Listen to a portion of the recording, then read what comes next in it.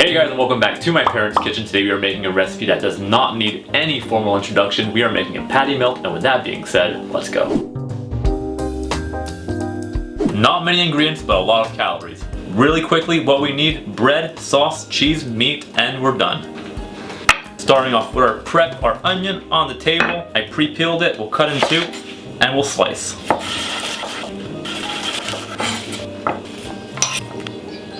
And the onions will go back to where it came from. Keeping with our red knife, we'll cut our meat so that it fits in our machine.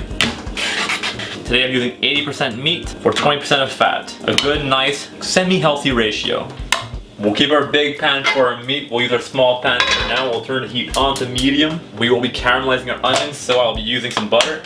Butter in the pan, and now let's wait for it to be 150 degrees Celsius. My pan is hot, my butter is boiling, our onions in the pan.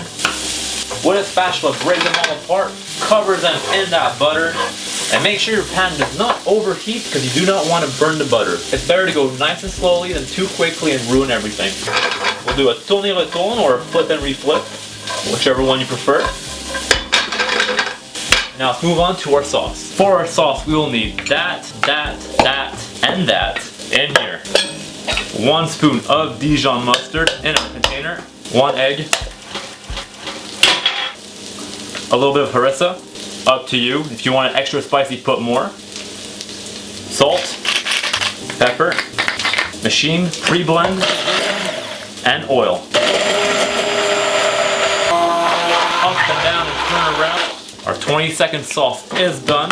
Remove the mixer, shake the mixer. Don't forget your onions. Keep constantly stirring. Do another flip, reflip, tourne retourne. At this stage, they're not completely caramelized, they're just slightly cooked and soft. We will reserve them on a plate. Heat off and reserve.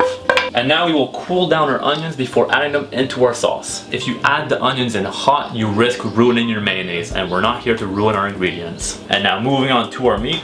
Bowl on the table, plug, lock and load. And now we will move on to grinding our meat. I'll put my machine onto medium speed, and we'll add in our beef and fat. With a wooden pusher, slowly push it into your bowl.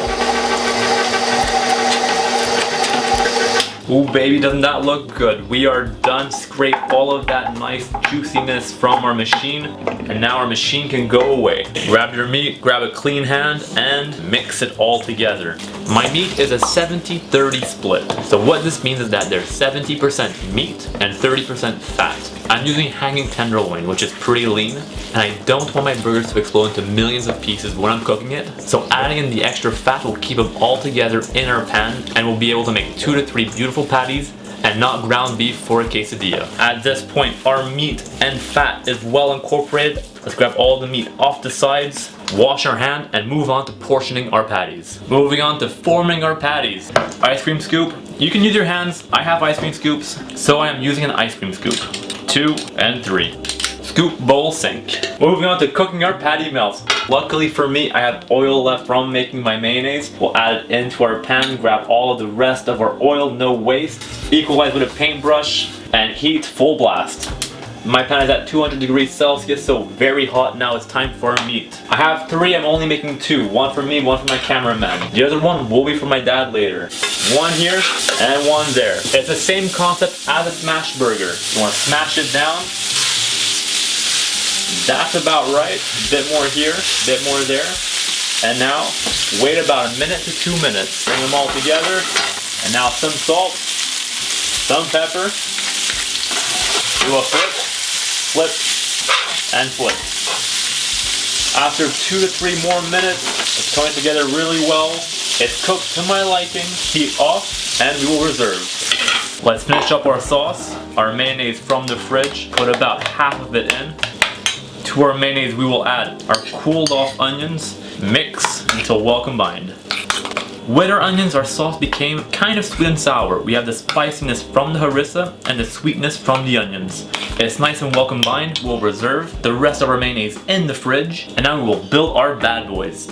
Our sauce, a little bit here, a little bit there, a little bit more here. Even it out, even it out. Aged cheddar on both. Grab our meat, 1 here, 1 there. more cheese on the tops. Mayo. Don't worry if it's bloody. I cooked my meat medium rare. Because we ground our beef ourselves, we can permit ourselves to do it. I would not recommend cooking your meat medium rare if you're using ground beef bought from the store. You don't know what's in it and you don't know how long it's been there.